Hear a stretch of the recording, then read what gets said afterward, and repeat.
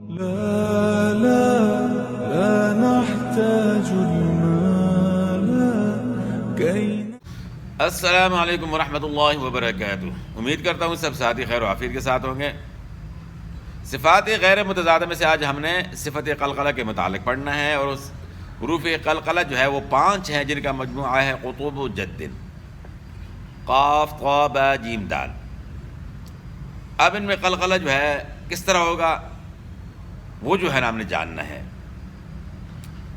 قلقلے کا مطلب ہے کہ شیکنگ، حرف کو ہلا کر پڑھنا.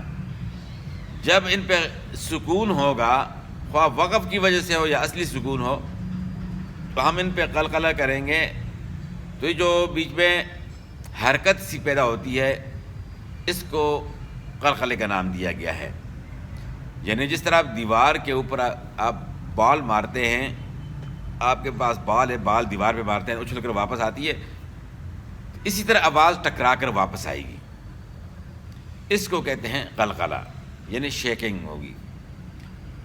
اب یہ ان 5 حروف میں ہوگی، اور ان کی مثالیں جس طرح ہم سورہ اخلاص پڑھتے ہیں اس کے اندر دال کے اوپر وقف کرتے ہیں، تو دال جو ہے حروف قلقلہ میں سے ہے، اس میں آپ نے قلقلہ کرنا ہے، یعنی ہلا کر پڑھنا ہے.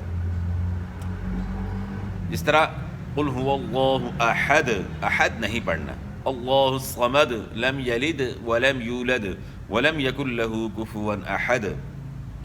آپ نے دیکھا کہ اس میں جو ہے حرف کو ہلا کر پڑھا، اس کو کہتے ہیں قلقلہ. اسی طرح سورہ فلق آپ پڑھتے ہیں تو قاف میں بھی قلقلہ آپ نے کرنا ہے. قل اعوذ برب الفلق، قاف میں جو ہے خاص کر قلقلہ جو ہے واجب ہے. قل اعوذ برب الفلق، فلق نہیں پڑھنا. من شر ما خلق ومن شر غاسق اذا وقب، با میں بھی قلقلہ ہے، با بھی حروف قلقلہ میں سے. ومن شر النفاثات في العقد ومن شر حاسد اذا حسد، یعنی حسد آپ نے نہیں پڑھنا، حسد. تو یہ جو ہے قلقلے کی مثالیں ہو گئیں. اس طریقے سے آپ نے جو ہے نا قلقلہ کرنا ہے، اور بغیر قلقلے کے آپ نے نہیں پڑھنا. اور آخر میں جو ہے نا آپ نے یہ بات نوٹ کرنی ہے کہ حروف قلقلہ جو ہیں قاف طا با جیم دال سب کے سب مجہورہ اور شدیدہ ہیں. مطلب یہ کہ ان کے اندر صفت جہر بھی پائی جاتی ہے اور صفت شدت بھی پائی جاتی ہے.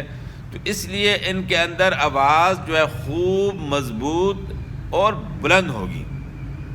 تو یہ آپ نے جو ہے نا اس کے اندر اس بات کا خیال کرنا ہے. تو باقی ملتے ہیں اگلی ویڈیو میں. والسلام.